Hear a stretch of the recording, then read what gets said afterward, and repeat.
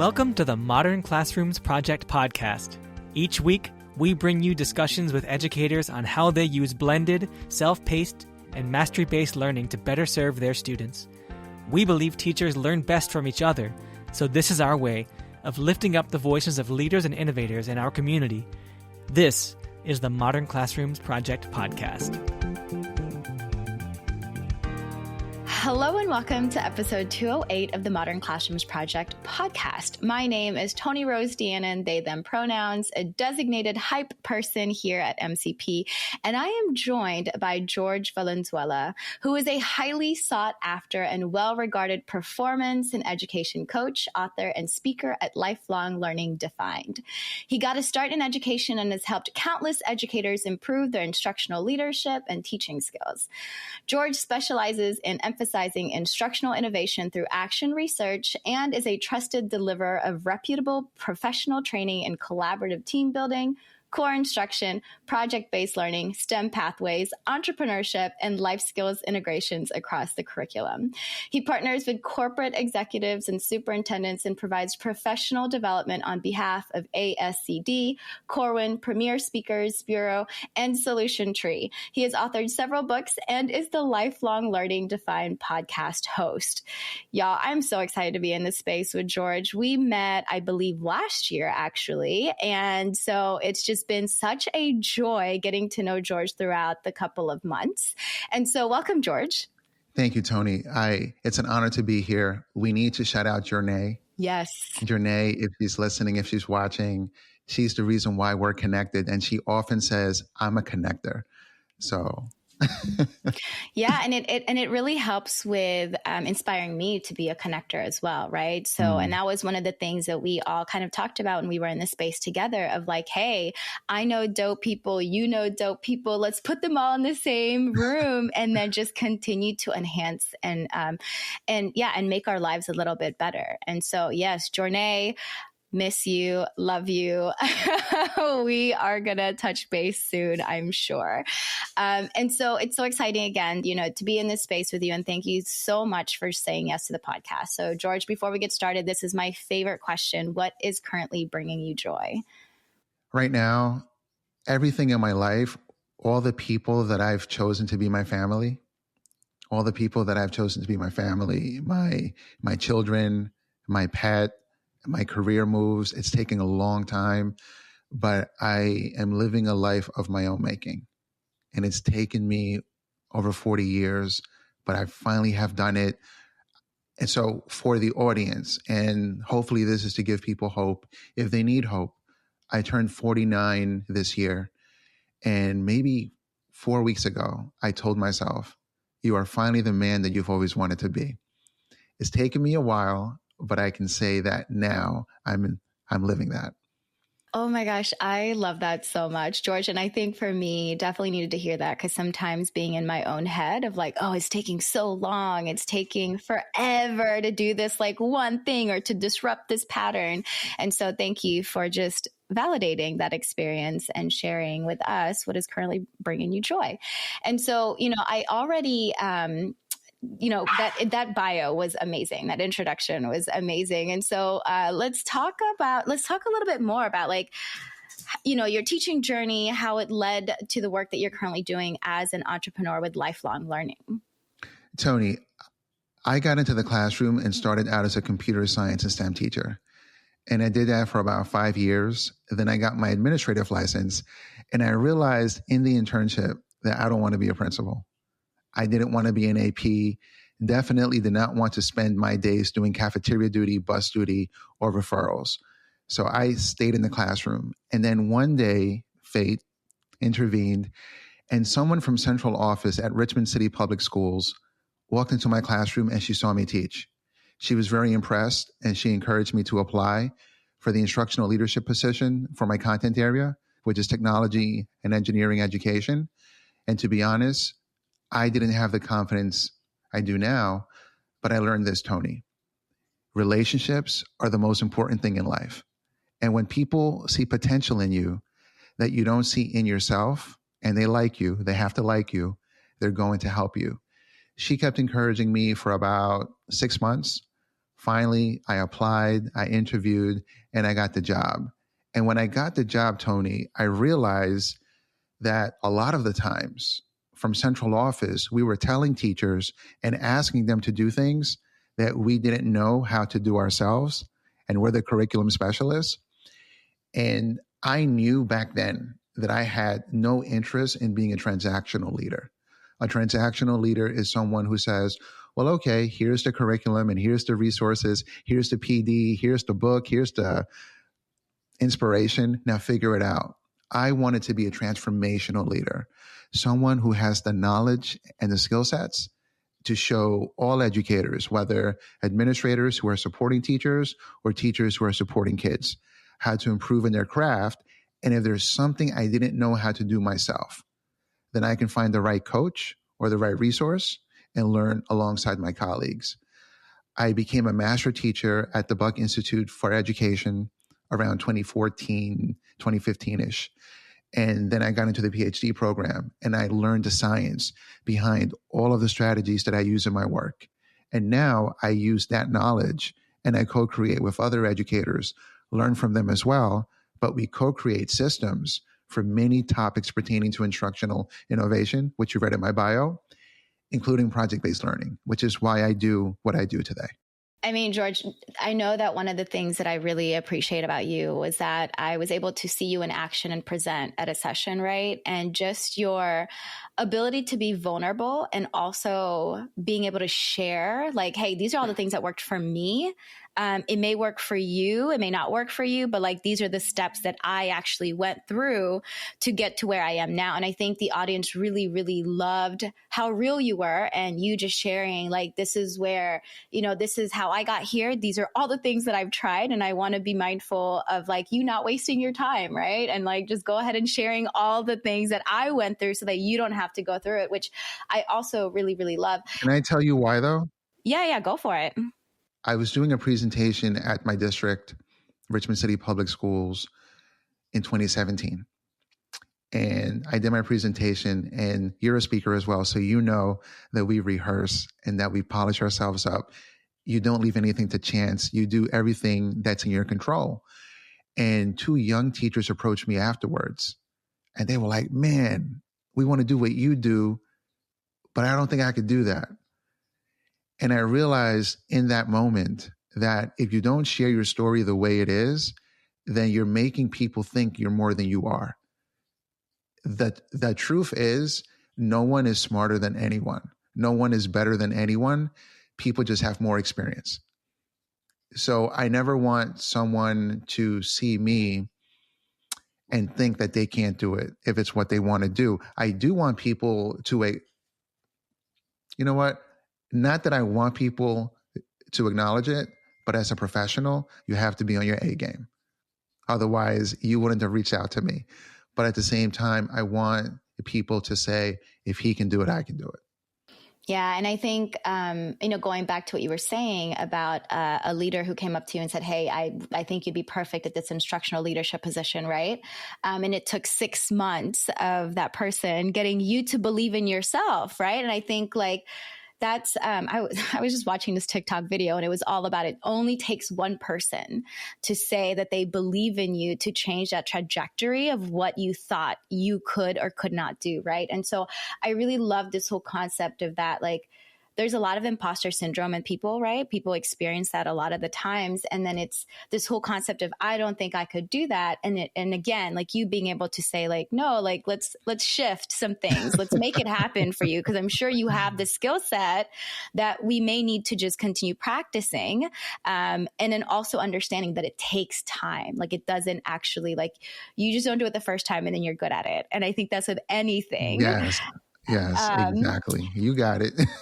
Yeah. And so, George, another question for me, you talked about transactional versus transformational leadership. And I do really love these two terms because it really does provide like examples of like, just like way of being, right? Like a ways of being.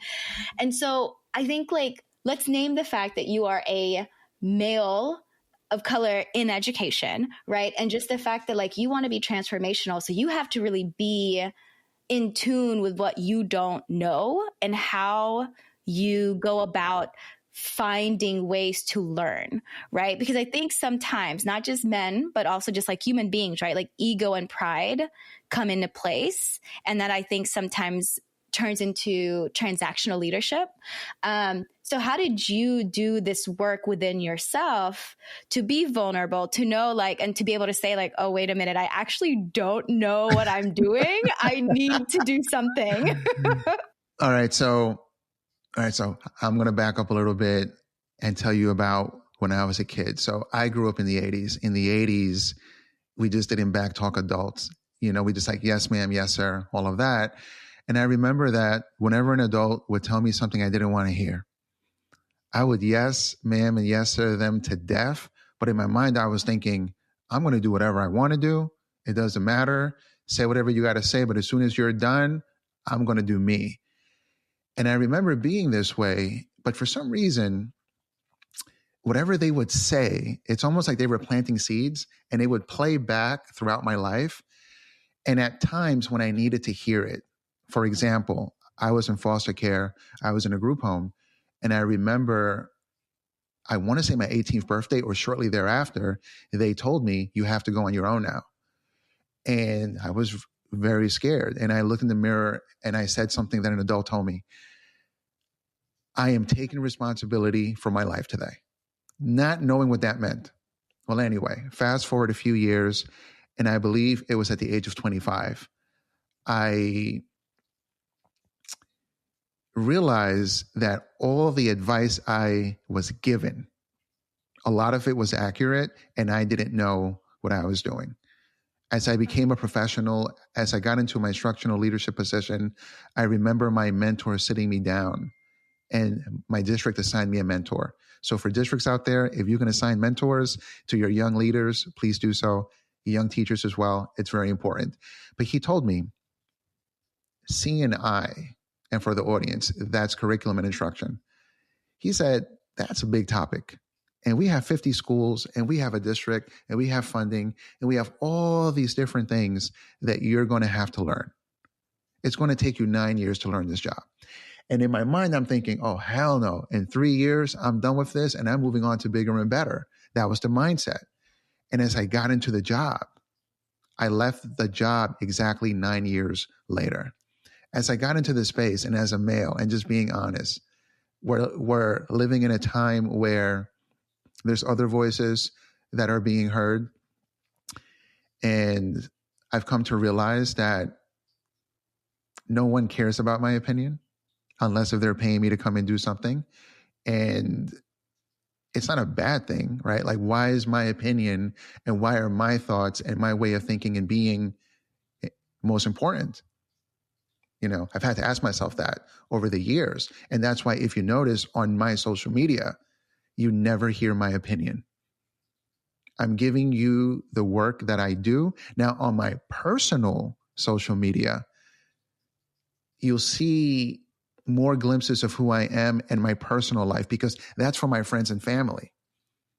But on my professional, it's not for my friends and family, and it's not for my contemporaries. It's for people that need the information.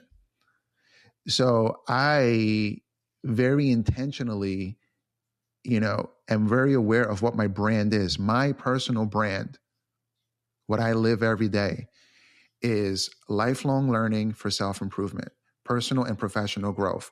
So the content that you're seeing is either to make you better in your profession or as a person, whether it's instructional innovation, project-based learning, emotional intelligence, the podcast, whatever it is.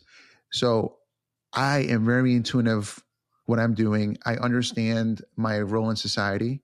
I am a role model, but I'm not a role model for every person. My mentor sat me down before I started the PhD program. And she said, George, for African-American women, I was in the 11th percentile for PhDs back in 2001 when I graduated. And it's probably less for Hispanics and Latinos. You're a role model for your people, whether you think you are or not. And what you do and what you say can either open or close doors. So in the back of my mind, these things are always there. And I have found that when you accept who you are and that what you have to say may not always be accepted or be wanted, it just makes me, it takes a lot of pressure off. Like I go into social settings, I go to family gatherings, I don't have to be anything. I could just be George. And if people ask me, cool. And a lot of times, once we start talking, I lead my interactions with compassion, empathy. I am assertive, but I'm leading there. So I'm inviting them to say what they got to say. And sometimes they ask me about what I think or what I'm doing. And that opens that door. Okay, you said a lot of things, Well, and no, these are all really great because I'm just processing a lot of it, and it's resonating a lot. I kind of, when you were talking about being 25 and then realizing, oh, like there were a lot of accurate like opinion statements that were being said, but I wasn't prepared to receive them just yet, right? And I know that our brains don't fully develop until around that age, anyways, like 25 to 28, and so that makes a lot of sense because I know growing up, I also got a lot of unwanted opinions about how I should navigate. And so, and you're right? Because like my mom's advice would often come back now in my late 30s and understanding like, oh, this is what she meant. So I think like the importance of being receptive is also a thing that a skill that needs to be practiced for some folks, right? Or for all of us, honestly. And then when you're thinking about, when you said like, I'm a role model, whether I like it or not. Do you feel that that's a lot of pressure on you thinking that way? I feel like you've gotten a hang of like this, the balance of like, yeah, I'm a role model and I still get to show up as authentically as myself. Yeah. You have to live what you teach and live what you say. If you're not doing that, then you definitely will have a hard time with that. I'll be honest. It took me a long time to arrive at this point of being. Jorge Valenzuela became a teacher. He was Mr. V. That was an alter ego. That was someone that I would become from 7 to 3 o'clock in the beginning. I'll be honest. It took Jorge Valenzuela a few years to actually live what I was saying every day. And as a father, and being responsible for 2 young adults now, one is 21 and one is 19, you definitely have to toe that line and live what you say. And as a husband too. So it might have been hard back then, and I think it was, but now it's a lot easier. Like I told you offline, I live a very uncomfortable life. I realize you can't have your cake and eat it too. You can't have all the candy in the candy store. It doesn't work like that. That's not how life works. And I would give you some personal examples, but this is not the forum. But let's just say this. You have to have integrity. You have to be a person of your word. And it starts with yourself, accepting who you are and knowing who you are, and then eliminating those parts of yourself that are not useful to you or to others, but then really growing those things that you want to see. Yeah, I mean, I have to be honest. You just keep it so real, like all the time, which I want to surround myself with because I think I've just been living in like Delulu for a long time. But I know that like you and I were texting and kind of talking, and you had really just called me in on like some of the behaviors that you've noticed with me of like, I was afraid to blank, right? Mm-hmm. And I'm like, dang, I got to process that. Like, leave me alone for a couple of days. Like, I don't know how I feel about what you just said. Wait. But in all fairness to me, you asked me for advice, number one. Yes. Right. So I try not to, even with my kids or my wife. I always ask, you want some feedback before I give advice. But you asked me for specific advice. And I remember saying, I love you, number one. But number two, because you asked me, I'm not going to tell you what you want to hear. I'm going to tell you from the best of my ability what I think you need to hear. But I know that I was transformational because I provided you then resources and a template, a framework, something for you to now be able to take the advice and implement it. Yeah. That's very different than just saying, well, you're afraid and you're blah, blah, blah, blah, and now figure it out. I don't do that. No. Thank you for like clarifying, because that's exactly what you did with me. But some people are like, oh my gosh, this is what happened. So that was like, and I didn't like hate you or anything for it. It was just like one of those things you're like, oh wow, like I did ask for it and this was not what I was expecting. And this is feedback that's making me like feel really uncomfortable. And I knew that because I felt uncomfortable, this was a sign of growth that I needed to participate in, right? I didn't turn away from it. I didn't like, cuss you out or anything. I was just like, whoa, like I kind of knew this, but hearing it from someone else say it, like it made it more real, I think. And so I appreciate that. I appreciate that you were able to create the space where I could be receptive and that you could be like, hey, like you do these things well, and here are all the things also that could make you even better. And so I really, again, appreciate that part. And so again, just thank you. And I guess like listeners, you're probably wondering like, why are we talking about like our ways of being? Well, it's really important as educators to know like our thoughts, our biases, the way we act, the way that we are when we are doing the things that we're doing for our students, right? Like how do we show up in spaces? How do we create spaces that are actually brave and safe-ish for students to be themselves as well, right? I know when I was in the classroom, I showed up as myself. If my ADHD were all over the place, it was all over the place. And my students knew like, oh, Miss D needs a moment, or like Miss D needs to, do this thing right now. And so really providing this space that like I made mistakes. I showed up kind of messy sometimes, but it was real because we're all human beings. And I think a lot of the times too, George, when I talk with educators, because there's so many things that are expected of educators now, right? Like sometimes our ways of being just goes in the back burner and we don't think about it. It's like, oh, I got to talk about the standards. I got to teach the standards. I got to teach this. I got to teach that.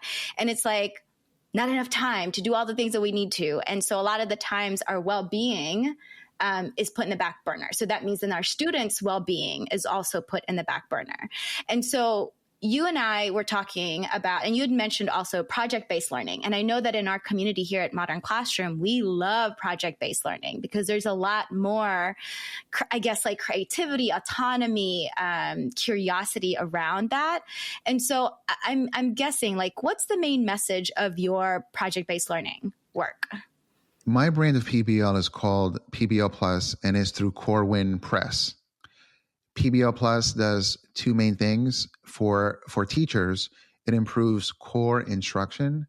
And for students, it aligns academic learning with essential life skills, which I think is what you're talking about too, is their well-being. Essential life skills in my brand of PBL are broken up into three categories.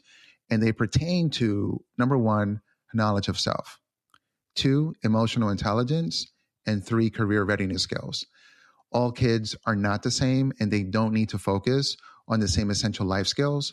In PBL Plus, we encourage teachers to learn your students, survey them, survey families, and figure out what are the essential life skills we need to incorporate to personalize learning and PBL for them. Think of project-based learning as a playbook. Imagine if you're a basketball player and you have a lot of talent, a lot of charisma, you can run, you can throw, you can shoot, but you don't have a playbook. You might do well against other novices, but if you get on a team where other players have a playbook and the opposing team also has a playbook, now you're not going to be very effective. Project-based learning is an instructional approach. It's a teaching methodology. It's a way to teach. Most importantly, for folks out there, it's a research-informed way to teach. It uses an amalgam of strategies from the behavioral and cognitive learning theories.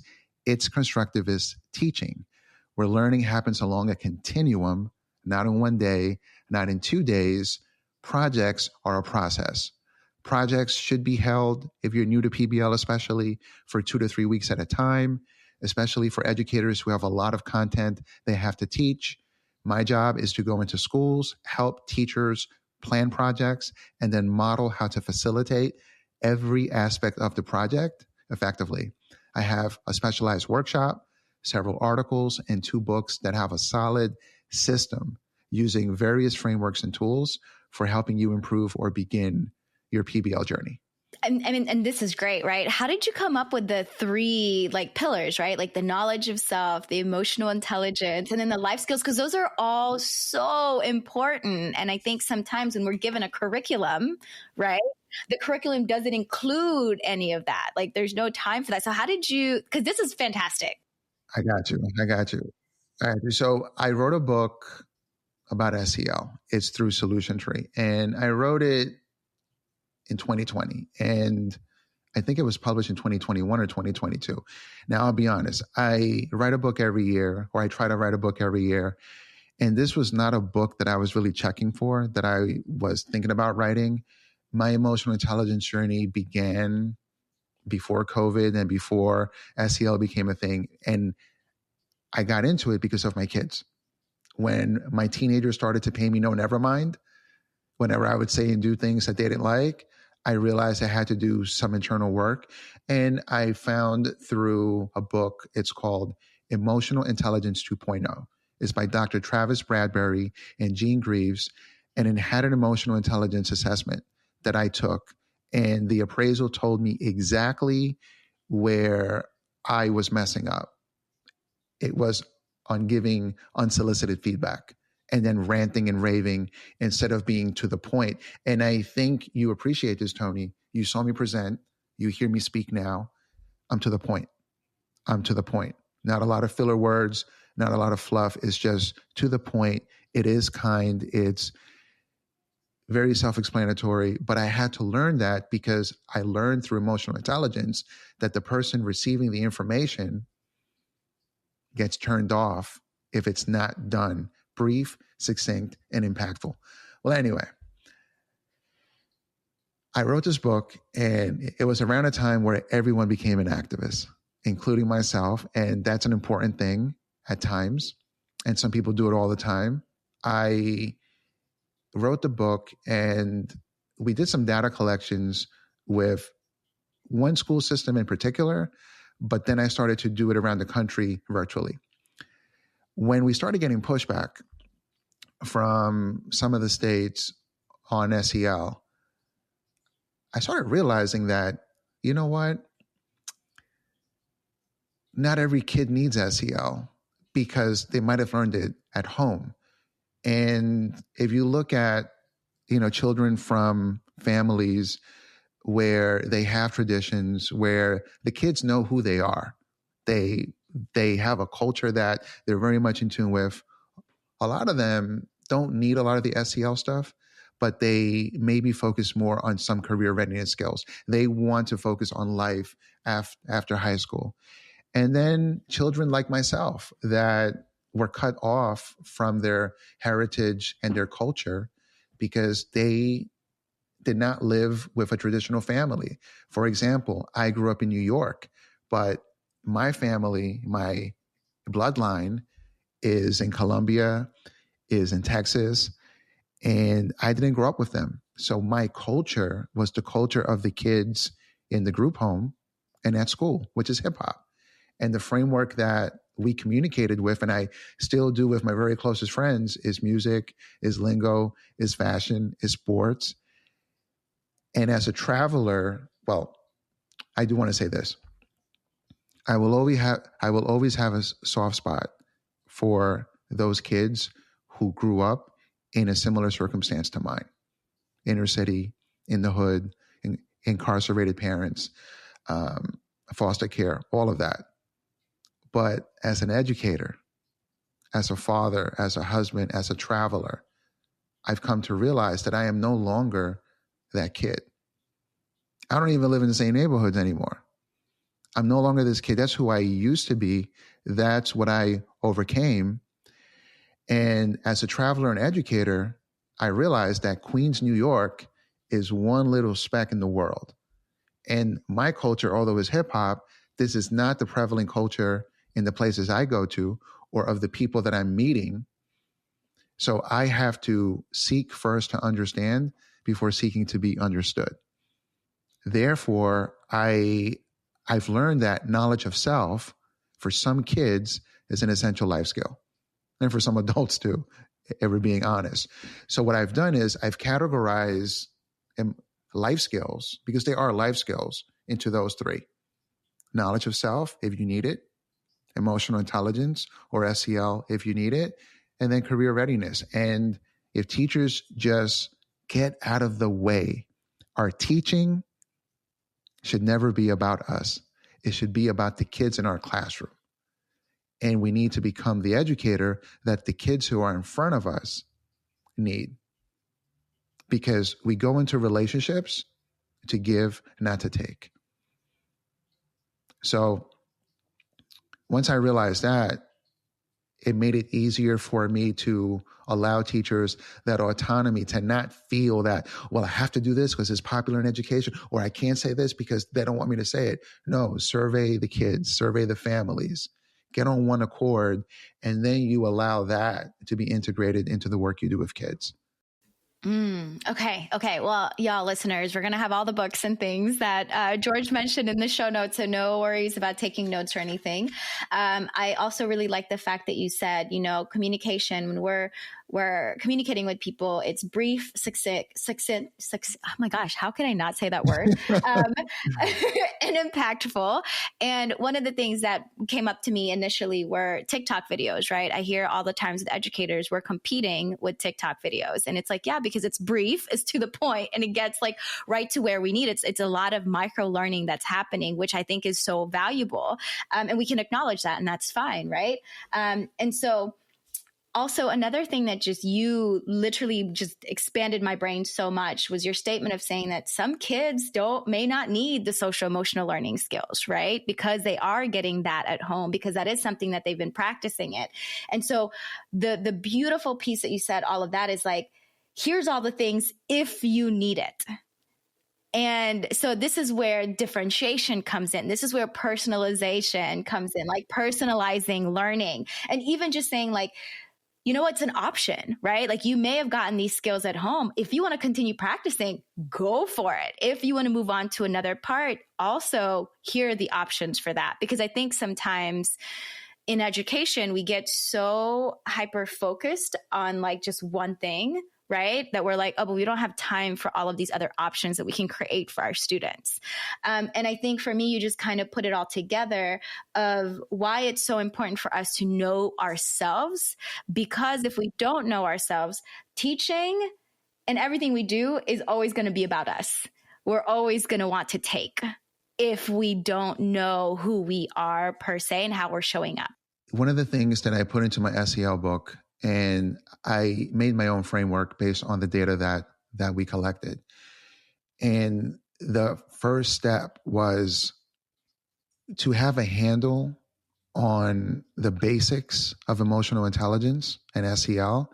And of course, we used Castle's framework because of the research that they've done. But it's not just that. The Castle's framework is a behavioral framework. And SEL shouldn't be one size fits all. So the part 2 of my first step is, yes, know the framework, know SEL, know about social, personal competence, responsible decision-making, but also have a good handle on your own emotional intelligence. And then the second step is to know what you believe about your students. Not the students down the road, not the ones you saw on the news, not the ones you see at the mall. Know what you believe about the students that you serve, because we have biases that we may not be aware of, that we got from our upbringing, that we got from our other colleagues, family, friends, the media, whoever. We have to know what we believe, because research shows that whatever you believe about someone is going to either raise or lower expectations. It's going to either jack up or improve interactions, and ultimately is going to either hurt their learning, self-esteem, all these things, or is going to improve it. There's a book called The 4 Agreements. It's by Don Miguel Ruiz. And one of the things that he says is that when people hear something, when they hear it, they either agree with it or they disagree. The thing that adults, educators have to understand is that young children tend to agree with everything they hear in the beginning. And because they do, whatever we say that is harmful, that isn't helpful to them, for some of them, it's going to take a long time to disagree with that statement and that belief. So it's important to really know what you believe about your kids. And it starts with self, though. It starts with self. Yes. I don't want to say I wish I would have known earlier, because I wasn't at that space. I wouldn't have been receptive. So I'm glad that I'm learning now. I think especially with bias, it is okay that we have biases because we have different experiences, right? And there's a lot of shame sometimes with the biases that we've held in the past. I think what I would really love to see is us like releasing the shame, acknowledging the fact that that was what I believed in and it's not anymore. And I think what's not okay is you like knowing that that's a bias and then you continue to act on the bias. Yeah. And you know what I'm saying? And like also when someone is taking their time and energy to teach you even a little bit and you just refuse, that's also something that I'm like, oh my goodness, what is what is happening, right? And then also, like you said, there's confirmation bias, right? Like once we already think that and we believe and trust that that's how it is for certain groups of people, then you're always going to see that because that's what you're used to. So that's that confirmation bias that plays in as well.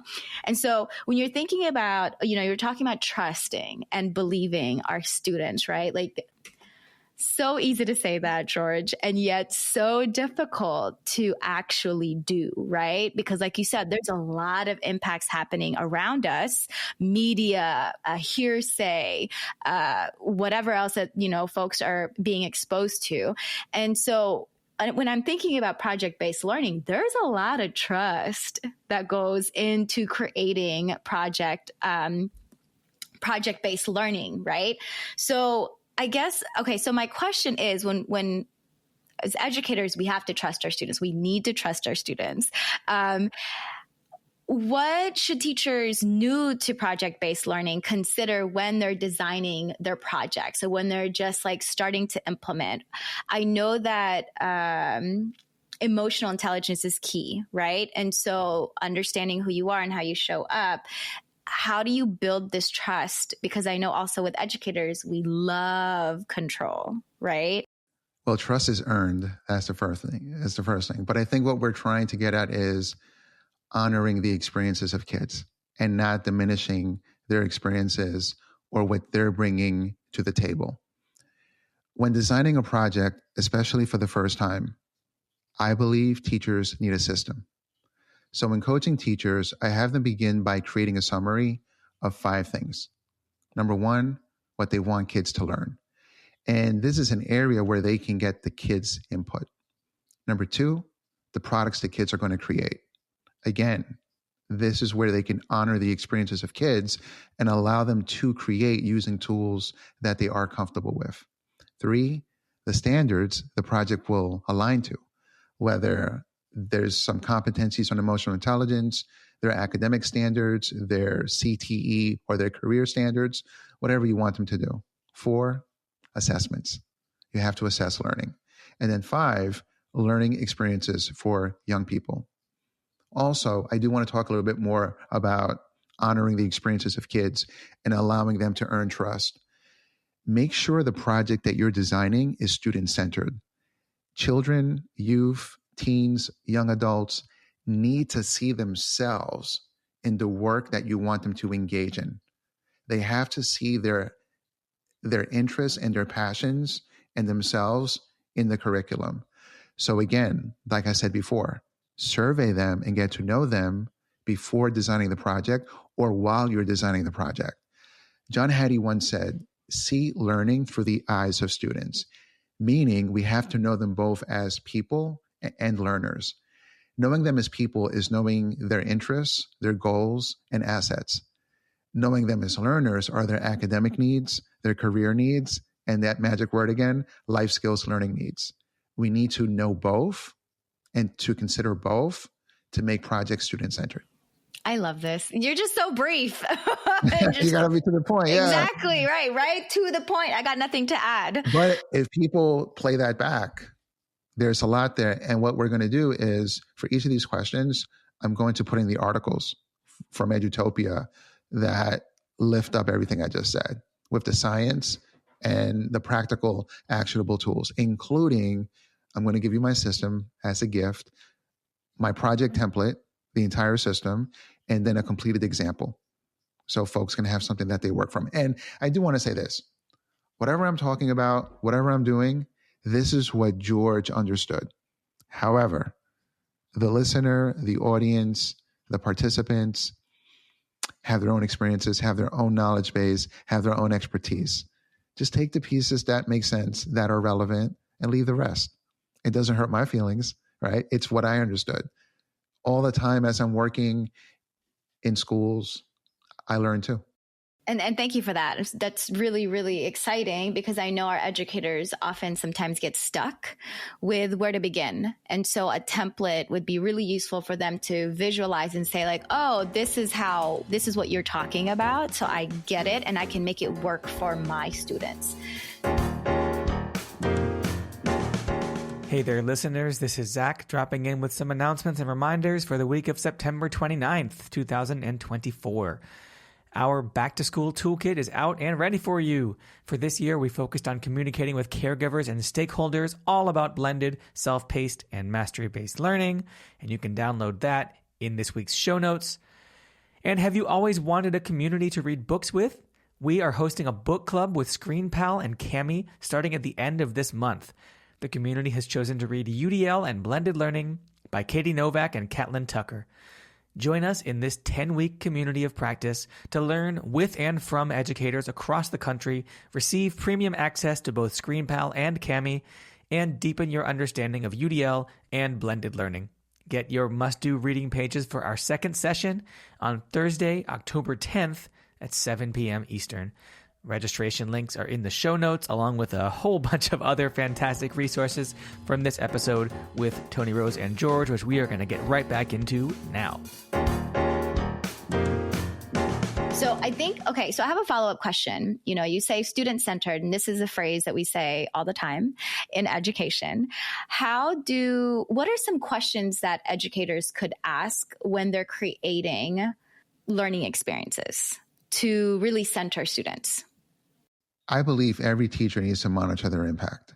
And you monitor your impact by seeking feedback from your students and from trusted colleagues. That's the key word, is trusted. But you seek feedback from your students. How do you learn best? What can I do to help you learn better? It's just very simple. And you also have to look at research. Data shows that young people want learning tailored to their interests. They want learning that is relevant to their current lives and future aspirations, and they want some choice in what and how they learn. So just ask them and make it as a survey. Do an exit ticket. There's many ways of doing this. And if you do this, it's going to make your teaching better. And there's times you have to skill and drill. Like if you're a math teacher, there's no way around it. There's times where you're going to have to focus on problem solving so that they can learn the math, follow the steps, and then be assessed. Let them know, hey, this test is a toll booth on the highway of life, on the highway of school, and we have to get through it. But you can't just make your day about that. If your whole entire teaching is about that, then you're not going to get kids engaged that are not focused, super hyper-focused on going to college and following a traditional pathway. I think those days are not over yet, but they're ending. And education, unfortunately, hasn't caught up. I don't think everything should be a project. I don't believe that you have to do PBL every single day.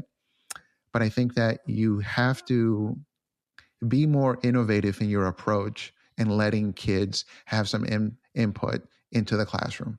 And I think some of the things that you were saying too, with students wanting choice, wanting things that are relevant to them. I mean, we could also say that as adults, right? Like when we're going through our learning experiences, we also want something that we can relate to, that we understand, that we have an option to choose. So I think it's really important, because I think sometimes educators forget that. I know myself, sometimes I forget that too. So it's really nice to be reminded that, hey, the way that we want to learn is actually the way that our students want to learn as well. And so I also really like the permission that you stated of saying PBL doesn't have to happen every day. You can mix it up. And I think that's the beauty of education, is that you can mix it up like every hour if you wanted. You can shift it every day if you wanted, right? And so I think our students are so good at embracing change. They're able to move and navigate and all the things, as long as there are clear guidelines with those changes, right? And I think that's really important too. And I think what you were saying with getting to know our students, with surveying them, giving them, having options for them to give us feedback and not just us giving them feedback. I think this also answers a lot of the questions about engagement, about motivation, about curiosity, right? Because I think, again, when students see themselves, when students feel heard and valued, they are really more inclined to pay that much more attention to what's happening in that space. So I really like that reminder as well. A really good teacher is going to monitor three things: engagement and achievement. Engagement and achievement in the literature are heavily correlated or strongly correlated. John Hattie once said this: any new initiative in your school, in your district, where engagement isn't factored in is doomed to fail. If people are not engaged, then they're not going to want to learn. And that goes for adults too. So you monitor engagement, achievement, but also, like we said before, you monitor your own impact. And if you keep this at the forefront of your core teaching practices, then I think you'll be an expert at what you do. Yes. And it won't be about you. It won't be about you. Have you noticed that anything that we've talked about today hasn't been about myself?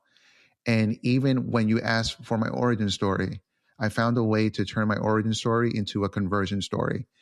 Looking at research and looking at analytics for podcasting and things in general that I do, I've come to learn that if you haven't achieved something great, people don't care about your origin story. They want to hear conversion stories. They want to be able to see themselves in the story and see what you overcame. For example, when I said, well, I didn't have the confidence I have now, the listener that didn't really care, or they're like, okay, let's get to the point of PBL. When the minute someone says, I didn't have the confidence I have now, if they can relate to it, now they're like, okay, how did he overcome it? Because I have that problem too. And I think that when we do that, then we're designing with empathy, because we're using that qualitative data to inform what we're doing. It's about other people.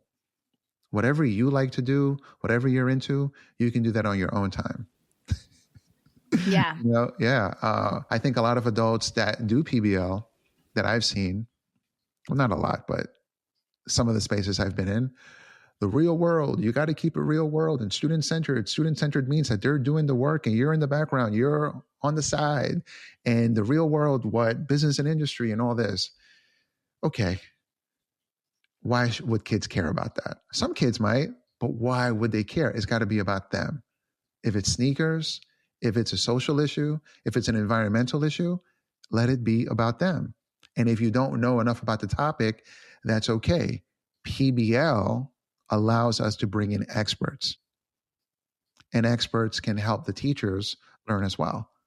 In PBL, the teacher is the lead learner, meaning we're learning alongside kids. Yes. The importance of why, right? Like, why are we doing this? Why do I need to know this? Right. And that is so true. I also really like the phrase that you said, designing with empathy. Right. Just keeping that in mind too. When we're in the beginning of the school year, right? So we are here creating and planning for how the school year is going to look. And so just a reminder of just designing with empathy is really important. Yeah. And so many people say that, oh, I'm a design thinker, right? Like I use design thinking. That they always say this: but they're always centering and uplifting their voice. That's not empathy. Empathy is to repeat back to someone what they said, not with a spin, not by, I think you meant this, or this is what I think you said. No, this is what you said. Did I get it right? Sorry, just had to say that. No. Thank you. Thank you. Again, as I continue to get to know you, my brain continues to expand, and it's just so great. I love it. Okay. So, this is a really different perspective or different information about project-based learning that I think our listeners are like wanting to get, but I think it's so important because it still does talk about how to make a creative and effective project-based learning environment for folks, right? Oh, can we give them a little bit of background though? So my perspective and my ideas, PBL Plus, is from 10 years of visiting 31 states, 80 plus cities in the United States, and coaching online educators from all over the world in project-based learning. Lots of data collections have informed what I'm saying. I didn't watch videos and now I'm regurgitating what someone else said. No, this is actually using visible learning research, high yielding strategies, learning the research part, but then learning from educators what they need in order to design well, and then also facilitating with kids. You can find my receipts on YouTube. There's projects of me facilitating with kids. So I've used an amalgam of research, of data, in order to now understand that there's a few things you need to think about. You need to have a system, but the same thing doesn't work for everyone. But you need your system, you need your model, you need your frameworks, you need your tools. And then as teachers, we use them, we adapt, tweak, we collect data, our own data, and then we revise and we implement. Yeah. And I was just saying that, George, just to say, like, this is such an important conversation that is something that I don't often get to have, right? Of just like, let's talk about our ways of being so we can continue creating spaces for students. For the audience, that was unscripted. That was not even any of the questions that were forwarded to me weeks ago. But honestly, that's what people really care about. Right, yeah. Right. And I mean, a lot of the questions that I'd asked you were actually not on our run-up show notes. And you've been so great at answering all of them, because I'm like, oh, I have a follow-up question. This is another thing. Because I know, I don't know, but I pay attention to what our community needs. And I'm aware of like what questions will pop up, or just clarifying questions or concerns or anything like that. And so this is just really important for us to continue evaluating our own emotional intelligence as we create spaces for students to be humans and to be students, right? So I just really wanted to reiterate that part, because I think sometimes human beings and educators in particular just really want a checklist, just really want, like, I want an implementation or a strategy that I could do right away tomorrow, which we are providing that because George is sharing all the things that he's done, and also understanding that there's deeper work that needs to happen as well. And it is continuous work. It's not, you'll never have an end day of when you're going to become that person, right, that you want to be. You're always going to improve. So I just wanted to reiterate that so that our listeners can understand, like, oh, okay, like, yes, maybe I do need to ask myself some questions. So we have time for like just one more question. George, do you want to talk about curriculum alignment, evaluation, or collaboration? Which one? It's up to you. Whatever you want. Let's talk about evaluation, because I think this is going to be, I know this is always a heated conversation, not heated. It's a very passionate conversation amongst our educators in our community, is how do you grade something? How do you evaluate? And then when we're thinking about project-based learning, what would you consider worthy of putting in the grade book? All right. So number one, don't abandon the assessments you typically use in your class. For example, biweekly assessments, benchmarks, or quizzes. You keep those even in PBL. Never grade kids on group work. You give them feedback for how they collaborate. Instead, grade them on their individual contributions to the project. I would use a task list, and on the task list, you put the person's name who's responsible for the specific task and a due date. Either they do it or they don't. And that is what goes into a grade book. Me personally, I like young people developing a product or completing a performance task in drafts. Draft 1, draft 2, draft 3. So to keep assessment simple, I have them use a single point rubric using the learning targets. That completely aligns their work they're doing with the learning goals of the project.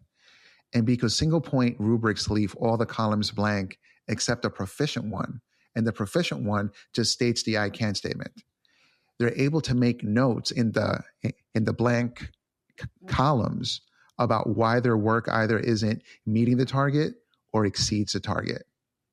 Now, I do have an article, I have a template, and I'm going to put those into the show notes as well. And it's just a simple way of doing assessment each day or in drafts. Yeah, no, I was going to say, I really like that term, that term too of drafts, right? Drafts 1, draft 2, instead of saying revision, because I know sometimes we get a little like, oh my gosh, revision, I don't have time for that.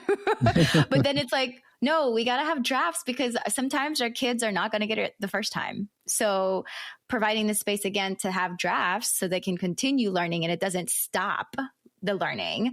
That is such a powerful thing. And I also really love this single point rubric. I know that's really hard for me as an English teacher when I was in the classroom. I always had like 4 points. And so I think a single point rubric, that is something that if I were to ever go back in the classroom, something that I would definitely implement as well, because it does keep it simple. Yeah, it's very simple. It's just the I can statements. And for educators out there, you know that you begin with the end in mind. Here's the product or here's the task that we want them to complete. And so you rewrite your standards into a bunch of actionable learning targets. And if you add them all up, that becomes the final output or the final outcome. So if for each one of them, that becomes your proficient column and the others are blank, then you allow them to explain why it's not meeting the standard or meeting the target or exceeds the target. I mean, it's simple. The other columns, people don't really care about. They're not going to read all that. It's just reality. And that's why I think that when we create tools and resources for educators, we have to create after being in the space and seeing what the space needs, in opposed to hearing what the scholar so-and-so who's writing from an ivory tower that hasn't been in a classroom in a hot minute is telling you what's best practice. And I'm not hating on that. I'm not. But I like to give people things they need. Yes. I mean, I'm an advocate of that, of not going into spaces and telling folks what to do, but really, like you said, seek to understand first rather than seeking to be understood first, right? So that's a really great thing that I'm going to keep in mind too. The late, great Dr. Stephen R. Covey said that in the 7 Habits of Highly Effective People. So I need to reread that book, clearly. I read that book for 10 years, once a year. Oh, that's good. That's good practice. And that's how I learn. I don't read something once. I read it and I keep it fresh.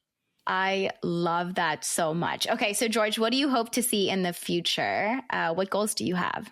Short term, I'm just focused on getting my new book published. It's called Instructional Innovation Pro. It's through Solution Tree.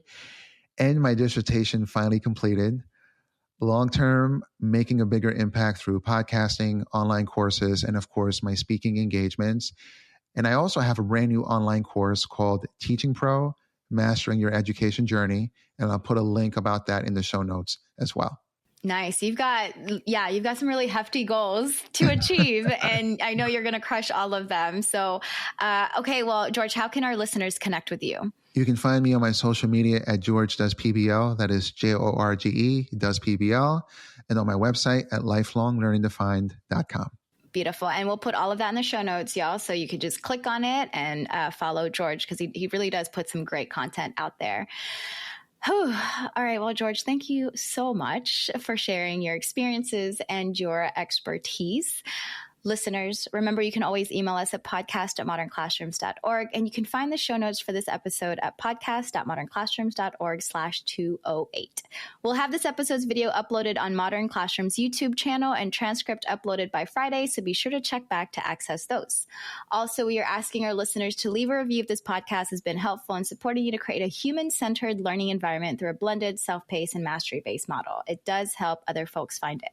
Thank you all for listening. Have a great week, and we'll be back next Sunday. Thank you, George. And thank you so much as well. Thank you. Thank you so much for listening. You can find links to topics and tools we discussed in our show notes for this episode. And remember, you can learn more about our work at www.modernclassrooms.org, and you can learn the essentials of our model through our free course at learn.modernclassrooms.org. You can follow us on Twitter, Facebook, and Instagram at Modern Class Proj, that's Proj. We are so appreciative of all you do for students and schools. Have a great week, and we'll be back next Sunday with another episode of the Modern Classrooms Project podcast.